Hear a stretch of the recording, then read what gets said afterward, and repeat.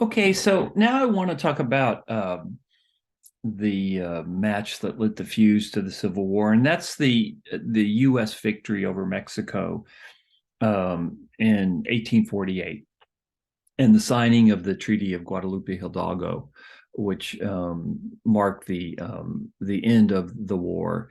And with the signing of that treaty, in addition to the fact that Texas had already come into the Union in 1845, the U.S. captures 55% of Mexico between 1840 and 1850, which is incredible if you think about it.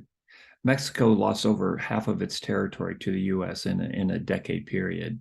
And just real quick, just a reminder, Texas had come into the Union in 1845 before the Mexican-American War. It had its own trajectory, as you should know. Texas Revolution, 10 years since independent nation, and finally annexation in 1855. But with the Mexican-American War, the U.S. is going to acquire, and when Texas comes into the Union, no one disputed that it would come in as a slave state. That was a given. But with the Mexican-American War, suddenly now the U.S. captures California, what's now California, Arizona, New Mexico, Utah territories, Nevada and Utah. And so in addition to the Louisiana Purchase land, the U.S. captures the huge territory from Mexico. And then I'm not going to talk about this too much, but if you look at the Northwest, the U.S. negotiated with Great Britain, and what's now Washington and Oregon came into the U.S., but no one ever thought that they would be slave states. So they're not kind of important to our picture. Okay, so the Mexican-American War was fomented by James K. Polk, the President of the United States. Polk is notorious because he was a protege of Andrew Jackson, classic Democrat. He bought and sold slaves from the White House, which he may have been the only president to buy and sell slaves from the White House, from the Oval Office, although other presidents, of course, owned slaves. But Polk decided when he came into office that he wanted the Mexican territory. He wanted California above all. He tried to purchase it. Mexico said no.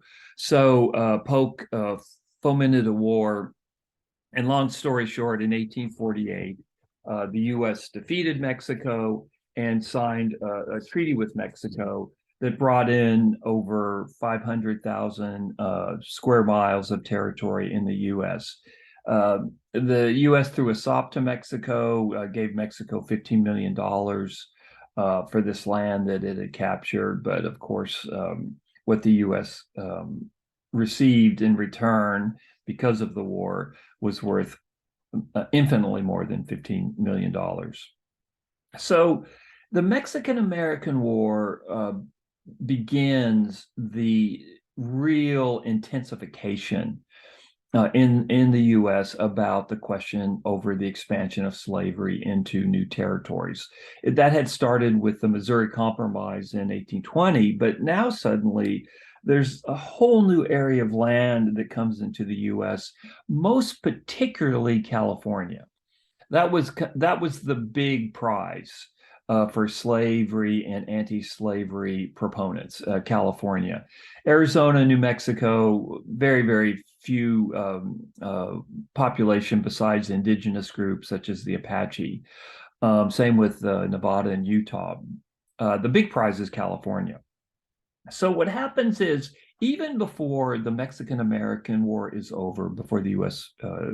Defeats Mexico, a guy by the name of David Wilmot gets up. He's a Democrat from Pennsylvania.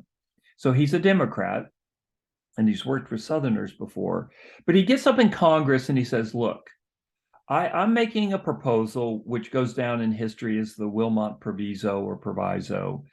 And my proposal is this, that no land acquired from Mexico in this war could ever be used for slavery, that no territory captured from Mexico would ever become slave territory.